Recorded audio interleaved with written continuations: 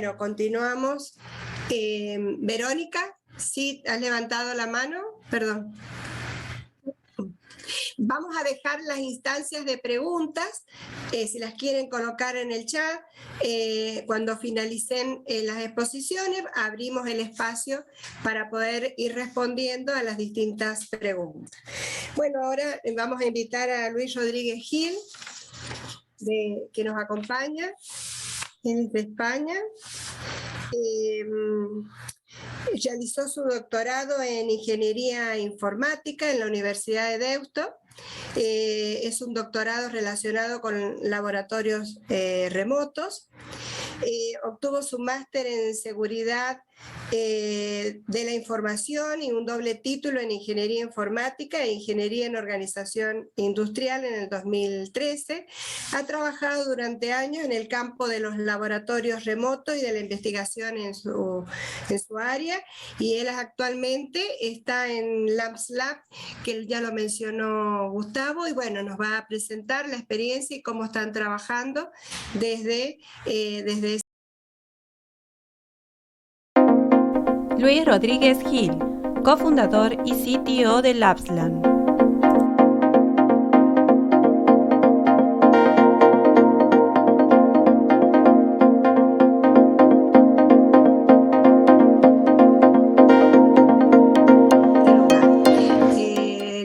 Luis, no sé si estás ya disponible. Sí, estoy ya disponible. Bueno, ante nada, muchas gracias. Muchas gracias también por invitarme. Y voy a compartir pantalla.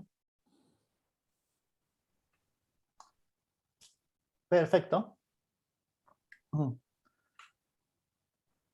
Bueno, pues los ponentes anteriores han explicado ya muy bien qué son los laboratorios remotos, así que no me voy a meter mucho en eso, sino que, bueno, voy a explicaros un poco en qué consiste Lapsland, que es, bueno, la startup de la que soy, bueno, director técnico.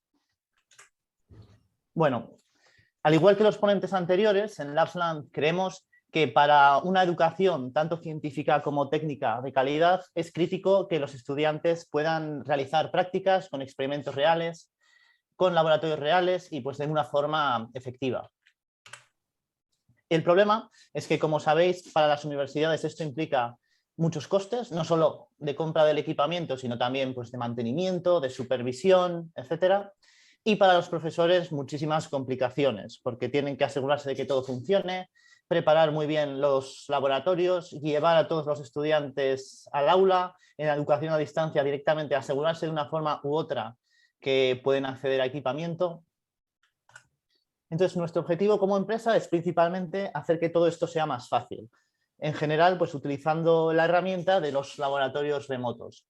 Como hemos visto, pues un laboratorio remoto es en esencia un equipamiento real que se accede a través de un dispositivo como el que veis aquí, que es un portátil o un tablet o un móvil, y desde cualquier lugar y a cualquier hora. Esto es solo un ejemplo, pues hay muchos tipos de laboratorios remotos, pero aquí veis, por ejemplo, uno de nuestros laboratorios remotos de robótica.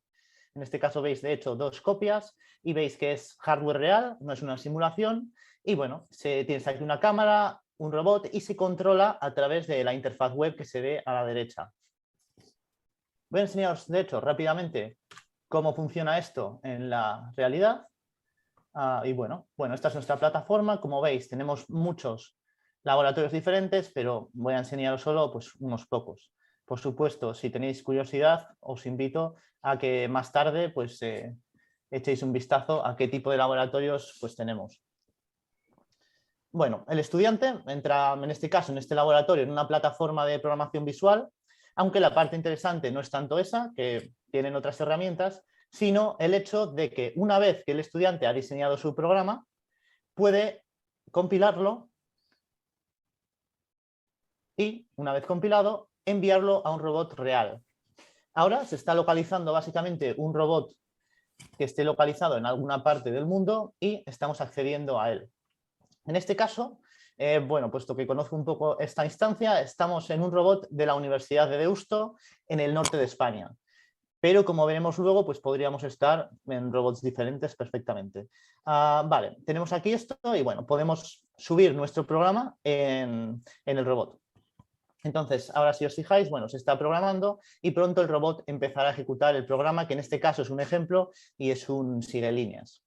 Pero bueno, por supuesto, normalmente sería el estudiante el que diseñase esto. Vale, bueno, vemos que sigue la línea, etcétera. Vale, una cosa que muchas personas se preguntan después de ver este tipo de ejemplos es, bueno, ¿cómo hacemos o cómo resolvemos la problemática de que haya, por ejemplo, muchos estudiantes utilizándolo simultáneamente o de que pues, los robots sean difíciles de mantener y se rompan de vez en cuando?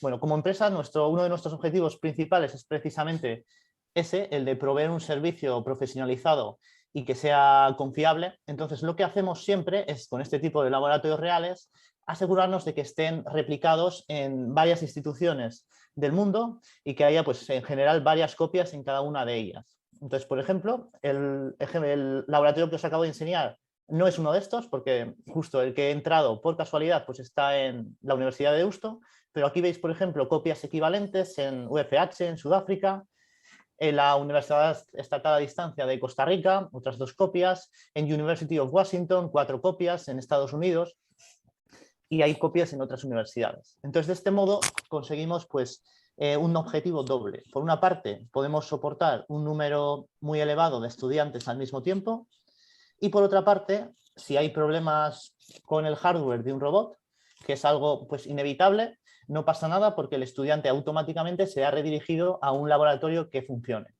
del resto de laboratorios pues, que están distribuidos en el mundo. Hay laboratorios de diferentes tipos, el robot es solo un ejemplo. Por ejemplo, aquí vemos pues, uno de Arduino, que es el mismo concepto pero con un aspecto muy distinto. Aquí veis un laboratorio de electrónica que muchos de vosotros conoceréis, como Gustavo, como Federico, o como las personas de la UNED de Costa Rica que nos estén viendo, porque tienen ahí, como veis, una copia. Y bueno, en general es el mismo concepto, aunque como veis con otro aspecto. Por ejemplo, este otro es pues, un laboratorio de FPGA, que es quizás uno de los más populares. Y bueno, en este caso pues tenemos aquí la cámara, tenemos aquí 4 copias del laboratorio, cada estructura tiene 4 copias y bueno, pues en este caso la foto es, por ejemplo, de la Universidad de Washington en Estados Unidos. Pero tenemos en University of Washington casi 40 copias de este laboratorio, pero pues también hay copias en Monash, que está en Malasia, y bueno, así conseguimos, digamos, bueno, y en otras universidades, y así conseguimos ese objetivo de escalabilidad que tanto buscamos. Vale, aún así, hasta el momento lo que os he mostrado son ejemplos de laboratorios remotos en lo que llamamos tiempo real, es decir, el ejemplo más clásico de laboratorios remotos, pero en algunos casos no es tan sencillo el hecho de remotizar determinados equipamientos o el hecho de tener varias copias de equipamientos en diferentes sitios. Entonces, también hemos desarrollado una tecnología que llamamos laboratorios diferidos, que nos permiten básicamente convertir una experiencia de experimentación real en una versión digitalizada. Es un poco difícil de entender, entonces lo mejor es mostrároslo. Vale. Una de las universidades con las que desarrollamos muchos laboratorios diferidos, de hecho es una universidad líder en ese aspecto, es la Universidad Estatal a Distancia de Costa Rica. Entonces voy a enseñaros primero un ejemplo pues, de esta universidad, como puede ser, bueno, estamos justo desarrollándolo recientemente, que es el analizador de textura. Entonces este es un laboratorio en el que básicamente pues, los estudiantes pueden llevar a cabo una práctica que es semejante a la que llevarían en presencial, solo que de forma remota. Funciona básicamente, elegimos en este caso la muestra, que va a ser un tomate, nos permite elegir el laboratorio qué sonda utilizar. Vamos a elegir, por ejemplo, pues este plato de compresión y podemos elegir también diferentes muestras. Entonces vamos a elegir, pues, por ejemplo, un tomate verde. Y ahora comenzamos a observar. Vemos aquí, en este caso, en este laboratorio concreto, un analizador de textura y bueno, de momento, bueno, le damos a empezar y entonces digamos que comenzará a funcionar la máquina. Esta máquina lo que hace básicamente pues, es medir la presión que se ejerce, recolecta diversos datos, entonces al igual que en la experiencia real, cuando haya terminado de medirlos, nos dará esos datos y podremos hacer los cálculos.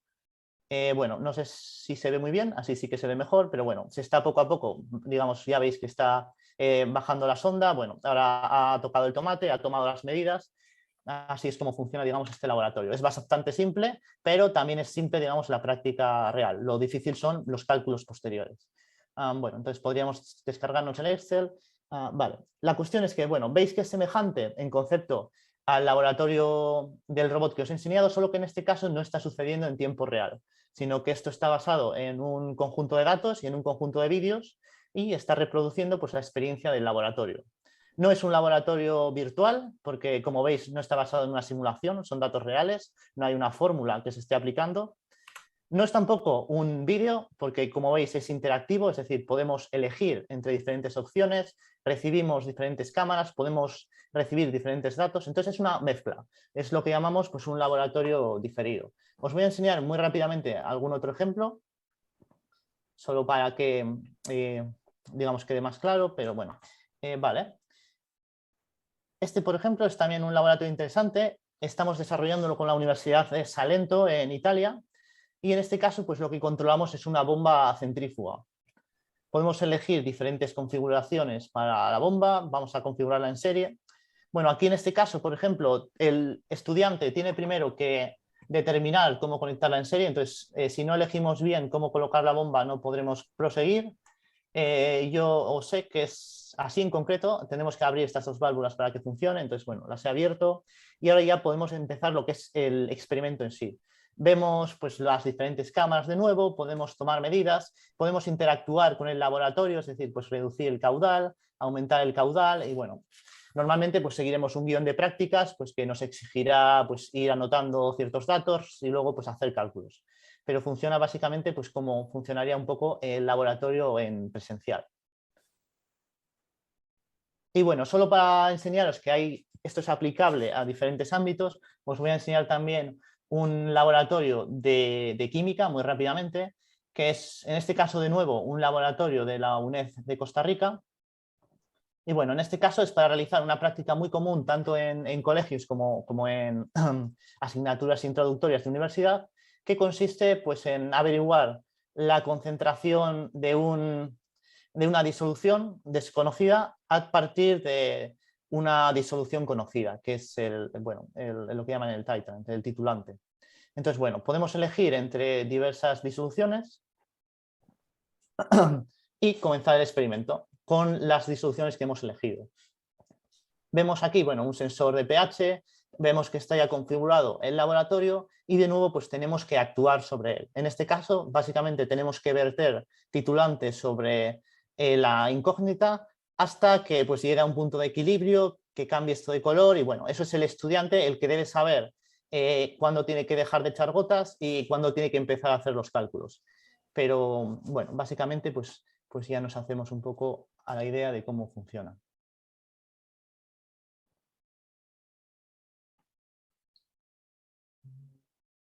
Vale, entonces, bueno, esos laboratorios tienen aparte de la ventaja que he mencionado que son relativamente sencillos de desarrollar. Es decir, realizan los mismos objetivos pedagógicos que un laboratorio remoto en muchos casos, pero no necesitas pues, tener 20 copias del equipamiento, sino que básicamente, bueno, aquí veis al equipo de la Universidad de Costa Rica grabando en este caso un laboratorio de química, pues que luego convertiremos con nuestra tecnología. Aquí vemos al equipo de UFH en Sudáfrica grabando otro, en este caso de electrónica. Entonces, tiene ciertas ventajas sobre los remotos tradicionales para aquellos ámbitos en los que son aplicables.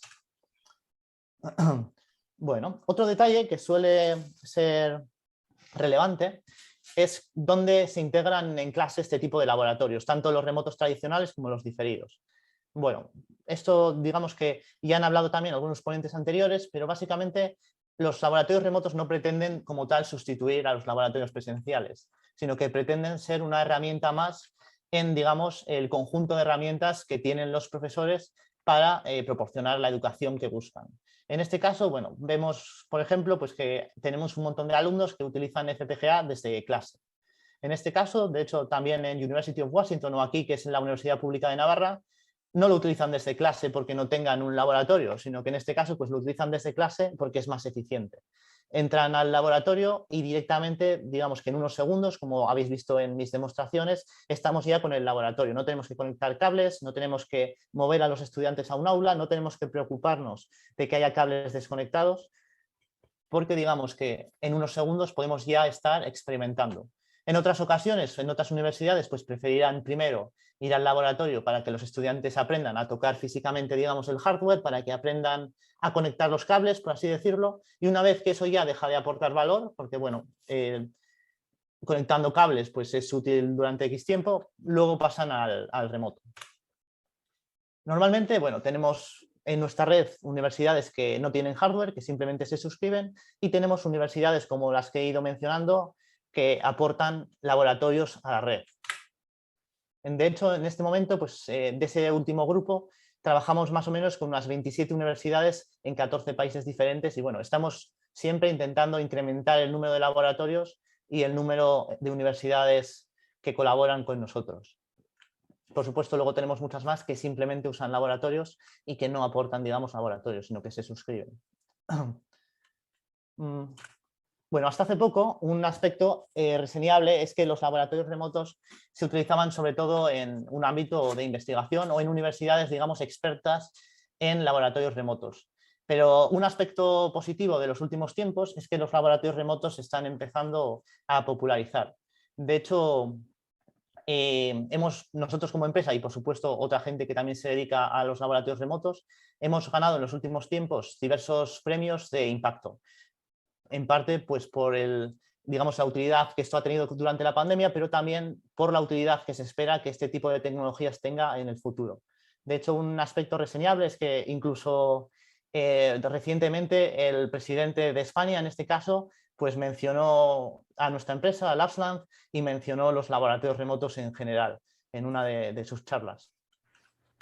Estamos en tiempo, Luis, para que puedas ir cerrando. Perfecto. Pues sí, de hecho, lo último que quería hacer es, bueno, invitaros a todos vosotros a que si os interesa, pues nos visitéis y, por supuesto, no dudéis en contactar con nosotros si tenéis cualquier duda o si queréis que os muestren pues, los laboratorios en más detalle. Y por último, bueno, de nuevo, muchas gracias a todos y cualquier pregunta estoy a vuestra disposición, ya sea, bueno, posteriormente, supongo. Muchas gracias. Muchas gracias, Luis. Creo que los ejemplos han sido muy importantes para poder ir dimensionando lo que significa abordar un laboratorio remoto, diferidos y virtuales y poder encontrar la manera de ir acercando esto a los procesos de enseñanza-aprendizaje.